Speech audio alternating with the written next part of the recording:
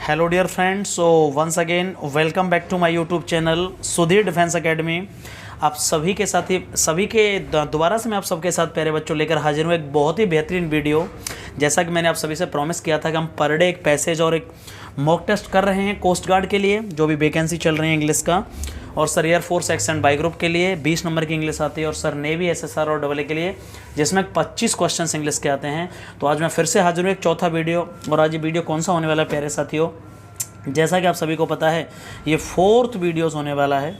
यहाँ जो नंबर लिखा है उसको मत देखिएगा, ये वीडियो कौन सा होने वाला है। सर टेस्ट पेपर 4th होगा। मैं 3 टेस्ट पेपर ऑलरेडी अपलोड कर चुका हूँ, तो प्लीज़ गाइज आपको इस बात का ध्यान रखना होगा कि सर कितने पेपर हो चुके हैं, क्या हो चुके हैं। बहुत अच्छा पेपर लेकर मैं आपके सामने हाजिर हूँ, और टाइम वेस्ट ना करते हुए चलिए हम लोग स्टार्ट करते हैं। और इस पेपर में सबसे पहले सर क्या होने वाला है, यहाँ पैसेज होने वाला है। क्या होने वाला है सर, यहाँ पैसेज होने वाला है। और पैसेज किसके ऊपर है ये मैं आपको बताने वाला हूँ, ध्यान से देखिएगा। सर ये पैसेज है विकिपीडिया के ऊपर।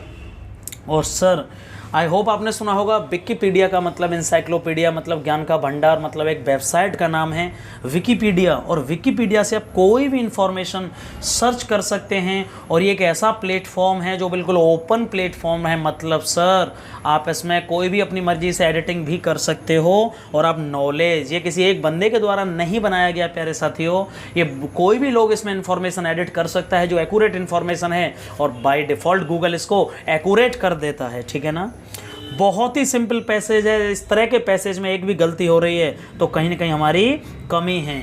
अभी हम आगे चल के एलिमिनेशन मेथड से पैसेज को करना सीखेंगे, लेकिन अभी इम्पोर्टेंट क्या है, अभी इम्पोर्टेंट ये है कि हमें शुरुआत में पढ़ना ही सबसे बेहतर ऑप्शन होगा। ठीक है ना, तो चलिए sir Wikipedia is now in its 10th year. आज विकिपीडिया को कितने साल हो गए हैं, मतलब ये बताया जा रहा है सर 10 साल हो चुके हैं। ये बातें 2 साल पहले।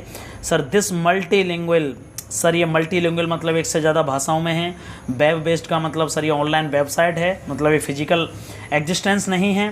फ्री कंटेंट, फ्री में पूरा कंटेंट इसमें। इंसाइक्लोपीडिया इज़ एन ओपन, और ये एक ऐसा प्लेटफॉर्म है सर जो एडिटेबल का मतलब कोई भी इसमें एडिट कर सकता है। ये किसी एक बंदे ने नहीं बनाया, ग्रुप ऑफ पीपल्स ने अपनी जानकारी को कलेक्ट करके और सर वहाँ एडिट कर सकते हैं। विकिपीडिया इज़ रिटन, लिखा गया भाई मोस्टली एनोनिमस। एनोनिमस किसे कहते हैं सर, जिसके बारे में जानकारी है कि अज्ञात हैं। सर कंप्लीटली अज्ञात हैं, पता नहीं है किसने लिखा है। इंटरनेट जो वॉलंटियर्स होते हैं, जो स्वेच्छा से इंटरनेट पर अपनी जानकारी शेयर करते हैं। हु कंट्रीब्यूट विदाउट पे, जो बिना कुछ पे किए, बिना कुछ सर फीस लिए या पैसा लिए और सर कंट्रीब्यूट करते हैं। ऐसा ये प्लेटफॉर्म बनाया गया उन लोगों के द्वारा। और सर आगे बढ़ते हैं, ये क्रिएट कब किया गया मुझे बताइएगा। सर ये क्रिएट किया गया इन 2001 में। कब क्रिएट किया गया सर, ये 2001 में क्रिएट हुआ। विकिपीडिया हैज़ ग्रोन, विकिपीडिया बहुत आगे बढ़ गया quickly, and is total one of the largest reference website. और ये एक ऐसी वेबसाइट है इस टाइम जिसमें दुनिया की सारी इन्फॉर्मेशन मिल सकती है। रेफरेंस वेबसाइट का मतलब जो सबसे ज़्यादा लोगों के द्वारा क्या की जाती है, एक दूसरे को रेफरेंस दिया जाता है कि आप विकिपीडिया खोल करके और ये नॉलेज पा सकते हैं। कितने यूजर्स हैं, 78 मिलियन विजिटर्स एक मंथ में। हर मंथ कितने आते हैं, लगभग आप मुझसे पूछो 78 मिलियन। 1 मिलियन में 10 लाख होता है, 78 मिलियन मतलब सर 780 करोड़, मतलब 7.8 करोड़। ठीक है ना, 780 लाख मतलब 7.8 करोड़। और everyday sir people from all over the world, संसार से contribute by editing and creating new articles. और पर डे यहाँ दुनिया में संसार से लोग आर्टिकल क्रिएट करते हैं और यहाँ पे नॉलेज को लेते हैं। एंड सर टू ऑगमेंट, बढ़ाने के लिए the knowledge held by Wikipedia encyclopedia. और इंसाइक्लोपीडिया की नॉलेज को और ज़्यादा आगे बढ़ाने के लिए, लोगों तक पहुँचाने के लिए, ऑगमेंट का मतलब है यहाँ आगे तक करने के लिए ये लोग रोज़ाना क्या करते हैं, बढ़ाते हैं। सर पहला क्वेश्चन क्या होने वाला है, आई होप आपको समझ में आया होगा पेपर। पहला क्वेश्चन ये बताइए, विकिपीडिया कितनी विजिटर्स को किस लैंग्वेज में है, 1 लैंग्वेज 2 मैनी। सर ये मल्टीलिंगुअल, यहाँ ऑप्शन आया था सर, ये किस लैंग्वेज में है सर, मल्टीलिंगुअल। दोबारा मैं बता देता हूँ सर, ये कहाँ पे आया था, मल्टीलिंगुअल लैंग्वेज में है। मल्टीलिंगुअल समझते हो, एक से ज़्यादा। आगे बढ़ते हैं सर, दूसरा क्वेश्चन, विकिपीडिया सर कैसा वेब पेज है जो सर किसी के भी द्वारा रीड किया जा सकता है या करेक्ट किया जा सकता है। Sir which can be read by anybody but can't contribute, नहीं। Which can be corrected by anybody but its correction can't be read by anyone. Which can be corrected by anybody, जो किसी के भी द्वारा करेक्ट किया जा सकता है, is the right answer. Clear हुआ कि नहीं। Which can be read by anybody and corrected by anybody, जो किसी के भी द्वारा एडिट, ओपन एडिटेबल प्लेटफॉर्म है प्यारे साथियों। And sir how many people visit करते हैं 1 मंथ में? 78 मिलियन था और 1 मिलियन में 10 लाख होता है, तो 78 मिलियन में 780 लाख मतलब 7.8 करोड़ विजिटर्स 1 मंथ में विजिट करते हैं। और सर चौथा क्वेश्चन क्या होने वाला है विकिपीडिया का? सर फोर्थ क्वेश्चन क्या होने वाला है? सर विकिपीडिया के बारे में क्या बात सही है? इतनी ज़्यादा सो मच नॉलेज कहाँ से आई विकिपीडिया से? सर क्या कारण है? तो सारे वेब पेजेस कनेक्टेड हैं, एवरीडे विजिटर कंट्रीब्यूट करते हैं। सर यहाँ विजिटर्स आते हैं, वो कंट्रीब्यूट करते हैं अपनी नॉलेज को इस साइट पर, इसलिए इतना बड़ा नॉलेज का प्लेटफॉर्म बन चुका है। और पांचवा क्वेश्चन बहुत इंपॉर्टेंट है, ये इस पैसेज का नहीं है, ये एक आइडम्स फ्रेजेज है भाई। पेंडोरा बॉक्स किसे कहते हैं प्यारे साथियों? यदि आपको नहीं पता है तो पेंडोरा बॉक्स का मतलब होता है, पेंडोरा का मतलब ये क्या है? अच्छाइयाँ की बुराइयाँ। सर मेरा एक ऐसा बॉक्स, एक ऐसा कलेक्शन जो बुराइयों से भरा हुआ है, मतलब आपके अंदर कहूँ कि sir completely you have a nature of Pandora box. मतलब सर पेंडोरा बॉक्स का मतलब सर ये ऐसा बॉक्स है जिसका जो अंदर पड़ा हुआ उसका कोई काम नहीं है, मतलब ये नुकसान ही पहुंचाएगा। पेंडोरा का मतलब फर्जी फालतू की चीज़ें, तो इसका मतलब कलेक्शन ऑफ नॉलेज के कलेक्शन ऑफ इवल्स। सर बुराइयों का जब कलेक्शन, बहुत सारी बुराइयां आप में आ जाती हैं, उसे हम बोलते हैं तुम अपने लिए पेंडोरा बॉक्स क्यों क्रिएट कर रहे हो भाई। Sir do you about our situation, क्या तुम हमारी सिचुएशन के बारे में जानते हो? इंटरोगेटिव सेंटेंस है, यहाँ पे फुल स्टॉप नहीं है भाई, ये टाइपिंग की गलती है, ये इंटरोगेटिव सेंटेंस है पहली बात तो। दूसरी बात सर डू यू के बाद में इंटरोगेटिव वाक्य में वर्ब की सेकंड फॉर्म के फर्स्ट फॉर्म, सर वर्ब की फर्स्ट फॉर्म यूज होती है, तो आंसर क्या होगा 6 का? ए इज़ द राइट आंसर प्यारे साथियों। एंड आई होप ये बहुत इंपॉर्टेंट क्वेश्चन है। फॉन्ट आपको कहीं भी दिख जाए, सर वो चाय का शौकीन है, फॉन्ट के साथ आने वाला फिक्स प्रीपोजिशन ओ एफ होगा, तो प्यारे साथियों O F is the right answer. क्या आंसर सही है? O F is the right answer. Fond of का मतलब होता है शौकीन। 7 क्वेश्चन का answer B is the right answer. And morbid क्या होगा प्यारे साथियों? मैं टाइम वेस्ट नहीं करता, इसलिए ये मत कहना सर आप स्पीड में पढ़ाते हैं। प्यारे साथियों मैं चाहता हूँ कि आप वीडियो को पूरा देखिएगा और आपका टाइम भी बहुत ज़्यादा नहीं जाना चाहिए, इसलिए मोरबिड, जिन्हें नहीं पता है कि सर मोरबिड क्या होता है तो ध्यान से सुन लीजिएगा। सर मोरबिड का मतलब होता है सर जो चीज़, जो जब आप किसी चीज़ से पूरी तरह मुक्त होते हैं, स्वस्थ होते हैं, ये भी कह सकते हो, ठीक है ना, कोई आपको बीमारी नहीं है, आप हेल्दी हैं। Healthy is the right answer. Morbid का आंसर क्या है? Healthy is the right answer. Morbid का सही आंसर क्या है? हेल्दी। पूरी तरह स्वस्थ मतलब कंप्लीटली चिंताओं से मुक्त, उसे हम बोलते हैं मोरबिड। सॉरी मैंने क्या बताया, मोरबिड का मतलब है सर जब आप किसी बीमारी से पीड़ित हैं, किसी बीमारी से पीड़ित हैं, जब आप किसी चीज़ से पीड़ित हैं, आपको बहुत सारे रोग हैं या आपको चिंता खाई जा रही है, उसे मोरबिड बोलते हैं। उसका सिनोनिम्स होगा डिजीज्ड। डिजीज्ड का मतलब भी होता है किसी चीज़ से पीड़ित होना, किसी चीज़ से ग्रसित होना। ग्रसित समझते होंगे सर मैं आजकल मलेरिया से बीमार ग्रसित हूँ, बहुत ही तबीयत सही नहीं है, तो सर मोरबिड का उल्टा क्या होगा? हेल्दी। तो सर आंसर क्या होगा? ए is the right answer. Rotten, I hope आपको पता होगा रोटन का मतलब सड़ा हुआ। जो चीज़ खराब हो जाती है उसे हम रोटन बोलते हैं। जो चीज़ खराब हो जाती है उसे हम रोटन बोलते हैं, मतलब डिकम्पोज्ड हो चुकी है। सर दोबारा से इसको यूज नहीं कर सकते हैं, मतलब सर ये पूरी तरह सड़ चुका है, ये खराब हो चुका है। तो रोटन का मतलब होता है स्टेल, मतलब खराब सड़ा हुआ। और इसका आंसर क्या होगा? उल्टा। जो चीज़ को अभी हम दोबारा यूज कर सकते हैं मतलब वो सही है सर, अभी कंपोज्ड फॉर्म में है, तो sir A is the right answer. 9 का आंसर क्या होगा? ए is the right answer. Dishonest माने होता है बेईमान। डिसऑनेस्ट का मतलब जो ईमानदार नहीं है उसे हम बोलते हैं। नेक्स्ट क्वेश्चन प्यारे साथियों 10वां क्या होने वाला है? टू लीव माने नहीं छोड़ना। ये भी क्या एक आइडम्स फ्रेज है? क्या है ये? आइडम्स फ्रेज है, बहुत ही इंपॉर्टेंट आइडम्स फ्रेज है। सर मैंने कोई भी ऐसा पत्थर नहीं छोड़ा है जिसको टर्न का मतलब टच ना किया हो, मतलब अनटर्न्ड का मतलब दोबारा से मोड़ के ना देखा होगा, मतलब सारे पत्थरों को मैंने मोड़ कर देख लिया है, कहीं मेरी खोई हुई चीज़ नहीं मिली है। इसका मतलब आप समझ गए होंगे प्यारे साथियों कि टू लीव माने न छोड़ना, कोई ऐसी चीज़ ना छोड़ना जो मैंने ना फील करी हो। मतलब क्या हुआ? सर मैंने इस किसी भी चीज़ के सारे एस्पेक्ट टच करके देख लिए हैं। सर मैंने ज़िंदगी में सब कुछ करके, सब कुछ फील करके देख लिया है, लेकिन फाइनली एक ही बात पता चली है कि जो मेहनत करेगा वो इतना आगे जाएगा कि प्यारे साथियों शायद एक दिन आपके पीछे क्या होगा? पूरा कारवां होगा। तो सर मैंने to touch all the aspect, किसी चीज़ के सारे पहलुओं को जान लेना, ये is the right answer. And strife किसे कहते हैं प्यारे साथियों? स्ट्राइफ का प्लूरल क्या होता है? जब किसी नाउन के पीछे एफ और एफ ही आएगा, प्यारे बच्चों जब किसी काउंटेबल नाउन के पीछे एफ और एफ ई आएगा तो उसका प्लूरल क्या होगा, फटाफट से बताइए सर। उसका प्लूरल होगा, एफ और एफ ई को हटा के वी ई एस जोड़ दिया जाएगा। तो सर सही आंसर क्या होने वाला है, जल्दी फटाफट बताइए, का सही आंसर बताइए क्या होगा सर। सही जो आंसर होने वाला है वो होगा STRIVES। प्यारे बच्चों C is the right answer. 11वें क्वेश्चन का सही आंसर क्या होगा, C is the right answer. Sir question number 12 क्या है, डायरेक्ट से इनडायरेक्ट स्पीच बनाना है। Seema said to her please wait for me. Seema ने मुझसे कहा कि मेरा वेट करना। तो प्यारे साथियों बताइए इसका सही आंसर क्या होगा, फटाफट से बताइए। ये आपको पता होना चाहिए कि ये रिपोर्टेड स्पीच का वाक्य है और ये इम्परेटिव वाक्य है। कौन सा सेंटेंस है सर, ये इम्परेटिव सेंटेंसेस है और यहाँ प्लीज़ लगी है तो ऑर्डर का ऑप्शन तो हो नहीं सकता सर। रिक्वेस्ट हो सकती है, रिक्वेस्ट के बाद हर टू वेट फॉर, और मी क्या है, ये फर्स्ट पर्सन का ऑब्जेक्टिव केस है आई का, और ये चेंज होगा सीमा के हिसाब से, और सीमा के हिसाब से मी आएगा कि हर आएगा। Sir A is the right answer. 12वें क्वेश्चन का आंसर क्या होने वाला है, A is the right answer. Question number 13, बहुत अच्छा क्वेश्चन है 13। चलिए, every day sir last of the week my uncle. Sir every last day of week, अरे सप्ताह के हर अंतिम दिन में मेरे अंकल क्या करते हैं, बस इतना बता दीजिए।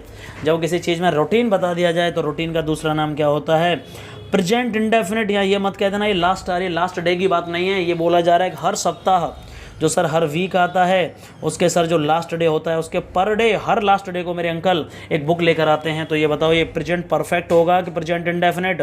दुनिया में जब भी याद रखिएगा रूटीन दर्शाया जाएगा उसे हम प्रेजेंट इंडेफिनिट कहेंगे, आपकी हैबिट को दर्शाया जाएगा उसे हम प्रेजेंट इंडेफिनिट कहेंगे, जहाँ हैबिचुअल एक्शन को दर्शाया जाएगा उसे हम प्रेजेंट इंडेफिनिट कहेंगे, और जब भी कोई सत्य बात होगी, हिस्टोरिकल फैक्ट या सर जो रियल बात होगी उसे भी हम किस में बनाएंगे सर, प्रेजेंट इंडेफिनिट में। और 14 क्वेश्चन क्या है, was the story written by you. Sir इसका पैसिव वॉइस क्या होगा, ये एक्टिव है कि पैसिव है, ये बताइए। वॉज के बाद वर्ब की थर्ड फॉर्म आ रही है, पैसिव वॉइस है सर, इसका एक्टिव बनाना होगा। और ये बताओ एक्टिव किस में आती है सर, जिसका पैसिव में वॉज आती है उसका एक्टिव डिड रहा होगा, मतलब पास्ट इंडेफिनिट। तो सर ए ऑप्शन नहीं हो सकता सर, बी ऑप्शन भी नहीं हो सकता, सी भी, डी भी नहीं हो सकता क्योंकि डू आ रही है। लिखिए सी इज द राइट आंसर। आप डायरेक्ट क्वेश्चन से पहचान सकते हो तो सर इसका सही आंसर क्या होगा, C is the right answer. 14 question का आंसर होगा सी। एंड सर 15 क्वेश्चन बहुत अच्छा है। रक्षित को फाइनली अपॉइंटमेंट लेटर मिल चुका है, एक लेटर मिला है अपॉइंटमेंट। अपॉइंटमेंट से पहले आर्टिकल क्या होगा, एक लेटर है, सिंगुलर काउंटेबल नाउन है इसलिए ए और एन में से आंसर आएगा, लेकिन अपॉइंट से पहले अपॉइंटमेंट लेटर, सर बॉबिल साउंड आ रही है इसलिए एन होगा कि ए होगा sir, B is the right answer होगा, B is the right answer. I hope आपको समझ में आया होगा। एंड सर अगला क्वेश्चन क्या है, 16 का आंसर क्या होगा सर। स्प्रिंग किसे कहते हैं प्यारे बच्चों, स्प्रिंग का मतलब होता है सर, स्प्रिंग का मतलब क्या होता है, झरना बोलते हैं। स्प्रिंग का मतलब वो भी होता है कि लटकना और वो करना, ठीक है ना, गिरना। तो स्प्रिंग का सर पास्ट वर्ब किसे कहते हैं। आज के बाद जब भी पास्ट की बात होंगी तो पास्ट वर्ब का मतलब है वर्ब की सेकंड फॉर्म। कौन सी वर्ब, वर्ब की सेकंड फॉर्म को पास्ट वर्ब बोलते हैं, और इसलिए सर इसे क्या कहेंगे, स्प्रिंग की सेकंड फॉर्म होगी स्प्रिंग। 16 का सही आंसर क्या होगा, B is the right answer. आपसे कोई ये पूछे कि पास्ट वर्ब क्या है, तो पास्ट फॉर्म का मतलब सेकंड फॉर्म, और पास्ट पार्टिसिपल का मतलब होता है वर्ब की थर्ड फॉर्म। पास्ट पार्टिसिपल किसे कहते हैं, वर्ब की थर्ड फॉर्म को पास्ट पार्टिसिपल कहते हैं, याद रखिएगा। लगाइएगा 16 का B is the right answer. 17 sir, 17 question क्या होगा सर, 17। चलिए सर, वो बुक जो डू यू लाइक मोस्ट, कौन सी किताब तुम सबसे ज़्यादा पसंद करते हो, याद रखिए बुक है क्या है, अनकाउंटेबल नाउन नहीं, काउंटेबल है बट नॉन लिविंग के सेंस में है। और इसके लिए बताइए कौन सा एडजेक्टिव लगाओगे सर, इंट्रोगेटिव एडजेक्टिव लगाना है, लेकिन बुक के लिए यहाँ पे व्हेन आएगा, वो समय के लिए आती है, वेयर प्लेस के लिए आती है, what sir non living, living being objective case के लिए आएगी, मतलब जब नॉन लिविंग होगा, और सर विच क्या आएगा यहाँ पे। 17 का आंसर क्या होगा, which is the right answer. Sir मैं आगे पढ़ाने वाला हूँ ग्रामर के, जब कंसेप्ट लेकर आऊँगा तो आपको बहुत डिटेल में ये सब ग्रामर पढ़ाने वाला हूँ, बहुत ही सिस्टमेटिकली। 17 का आंसर प्यारे साथियों D is the right answer. Sir which book do you like most, सबसे ज़्यादा कौन सी किताब सर आपको पसंद है, तो यहाँ बी और डी तो, बी और सी तो बिल्कुल ही नहीं हो सकते, बी और सी तो बिल्कुल हटाइए सर। वॉट और विच में से क्या होगा, थीसिस का प्लूरल क्या होगा, जब भी किसी नाउन में ऐसा ही ऐसा आएगा उसका प्लूरल में क्या लगा देनी है, बस लास्ट में एस ई एस लगा देनी है। क्या होगा, एस आई एस का लास्ट हो जाएगा एस ई एस। तो थीसिस का प्लूरल क्या होगा प्यारे साथियों, B is the right answer. Thesis का प्लूरल क्या होगा, B is the right answer. Clear हुआ कि नहीं हुआ, B is the right answer. अब हम बढ़ते हैं सर 19 क्वेश्चन पर। 19 क्वेश्चन क्या है sir, these incident tend to pick up post monsoon. Sir ये जो घटनाएं हैं पोस्ट मानसून के बाद में होने वाले हैं। There could be an urgent need to focus on preventive. इसलिए अभी इसे हमें क्या करना पड़ेगा, इसके बचाव कार्य करने पड़ेंगे, मतलब बचाव के इंतजाम। अर्जेंट नीड होगी तो देयर कुड भी लगाएंगे कि हाँ there is an urgent need. Sir यहाँ संभावना नहीं दर्शाई जा रही है, यहाँ बताया जा रहा है कि सर मानसून आ जाएगा तो उससे पहले हमें बचाव कार्य के लिए कोई अर्जेंट नीड होगी। इस पर फोकस करना होगा कि कैसे बचाना करना, कैसे हमें बचना होगा पोस्ट मानसून से पहले। और इसलिए सर यहाँ देयर कुड बी या देयर इज एन या 100% इज द राइट आंसर। ये सही करना है कि सर इसकी जगह पर और बेस्ट क्या आ सकता है। तो नॉर्मल बात है, प्रेजेंट इंडेफिनिट में हम इसे बोलेंगे there is an urgent need. Okay sir 20 question क्या होने वाला है प्यारे साथियों, ध्यान से देखिए 20 क्वेश्चन को। सर कॉमन एरर को फाइंड आउट करना है। ही सेड, उसने कहा sir that he did this work here. बस मुझे इतना बता दिए, ये सेड के बाद दैट आ रही है, ये डायरेक्ट स्पीच है कि इनडायरेक्ट स्पीच है। प्यारे साथियों कभी भी दो क्लॉजेज या दो क्लॉज हों और यहाँ ही सेड एक क्लॉज है और आगे जाके ये कहा गया ये रिपोर्टेड स्पीच है, बीच में कंजंक्शन लगा हुआ है तो इसे इनडायरेक्ट स्पीच में बोला गया है। तो बस इतना बताइए, जब इनडायरेक्ट स्पीच में बोला गया है तो प्यारे साथियों क्या होगा, हेयर किस में चेंज होता है, कभी भी इनडायरेक्ट स्पीच में हेयर नहीं आ सकता, हेयर का हो जाएगा देयर। और इसलिए प्यारे बच्चों सी पार्ट में ही क्या है, सी पार्ट में ही गलती है। सर किस में गलती है, सी पार्ट में ही गलती है। हेयर की जगह पर क्या होगा, देयर होगा। इनडायरेक्ट स्पीच में कभी हेयर नहीं हो सकता, हेयर का देयर हो जाता है। और सर 16 क्वेश्चन क्या होने वाला है, ब्यू। 16 क्वेश्चन क्या होने वाला है प्यारे साथियों, ब्यू। और ब्यू का फेमिनाइन जेंडर, पहले जिन्हें नहीं पता है कि ब्यू किसे कहते हैं तो प्यारे साथियों ब्यू का फेमिनाइन जो जेंडर होगा वो होगा क्या, ए इज़ द राइट आंसर, बेले। ब्यू का मतलब होता है एक जानवर के लिए यूज़ किया गया फेमिनाइन जेंडर। एक जैसे हम बोलते हैं उसको ब्यू का मतलब लाइक सॉरी एक जो बकरी है, बकरी टाइप की एक प्रजाति है, ठीक है ना। तो ब्यू फेमिनाइन जेंडर, ब्यू मतलब मादा नर होता है और बेली का मतलब क्या होता है, मादा। तो प्लीज़ आप एक बार नोट डाउन कर लीजिएगा। और सर 22 क्वेश्चन क्या होगा, why did not you, why did not you. Interrogative वाक्य में बस इतना बता दीजिएगा, जब वाई आ गया और डिड आ रहा है, पहले हेल्पिंग वर्ब बाद में, पहले इंटरोगेटिव वर्ड बाद में हेल्पिंग वर्ब और सब्जेक्ट आ रहा है। और यहाँ पे भी ये इंटरोगेटिव वर्ड है तो ये बताइए इंटरोगेटिव वर्ड में सब्जेक्ट के बाद वर्ब की फर्स्ट फॉर्म आती है।